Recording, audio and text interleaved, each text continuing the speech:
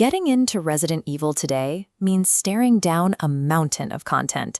With over 30 games, films, and shows released across 3 decades, the sheer volume of material is enough to make anyone back away slowly. If you try to consume every piece of media indiscriminately, you will immediately run into timeline contradictions. Characters will die and reappear, global events will overlap, and the lore will lose its internal logic. The primary culprit behind this confusion is Hollywood. The live-action movies featuring Milla Jovovich as Alice dominate the public perception of the franchise. Director Paul W.S. Anderson built a highly successful and lucrative film universe here, but those movies exist entirely in their own separate continuity. They have zero impact on the actual story of the games. Looking at this diagram, we must draw a hard line. We are cutting out the live-action films and the Netflix series completely. What remains forms a single sequence. We are throwing release dates out the window and mapping the in-universe timeline from 1998 through 2026. Taking this chronological approach allows us to follow the personal traumas and evolving careers of key characters like Chris, Jill, Leon, and Claire without getting lost in the spin-offs. There is a trade-off here. Seeing 3 decades of bioterror history in one sitting connects the dots between early outbreaks and the global wars that followed, but you are sacrificing the interactive survival horror experience of uncovering these secrets yourself. The timeline officially begins in July 1998 with Resident Evil 0. This is the absolute starting point of the T-virus outbreak, setting the entire franchise in motion. Playing this game before the Resident Evil 1 remake gives you maximum context regarding Umbrella's dark history. However, doing so will reveal major villain plot twists that were specifically designed to shock players in Resident Evil 1. That brings us to the Spencer Mansion incident in Resident Evil 1. Chris Redfield and Jill Valentine barely survive a house filled with biological horrors, only to discover that their commanding officer, Albert Wesker, has been working for Umbrella all along. In September 1998, the timeline violently compresses. The events of Resident Evil 2 and Resident Evil 3 happen concurrently as the virus spills out and Raccoon City falls to pieces. If you want perfect timeline accuracy, the gameplay reality is jarring. You have to play Resident Evil 3 until the halfway point, pause it, play the entirety of Resident Evil 2, and then return to finish Resident Evil 3. As the city is wiped off the map, our heroes scatter. Leon transitions from rookie cop to hardened survivor. Claire heads off to search for her missing brother, and Jill barely escapes the towering Nemesis bioweapon. In December of that same year, we hit Code Veronica.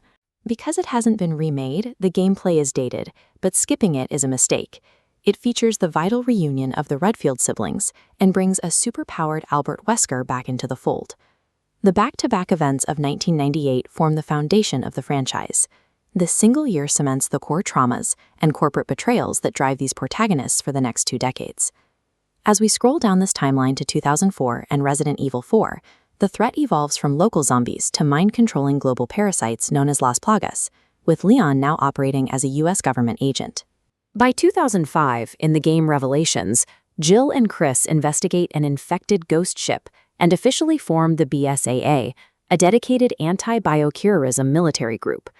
This era peaks in Africa in 2009 during Resident Evil 5, where the Albert Wesker storyline concludes permanently. Shortly after, in 2011's Revelations 2, Claire takes up the fight through a civilian anti-terror group called TerraSave. If you skip around and only play these numbered action games, you will experience narrative whiplash.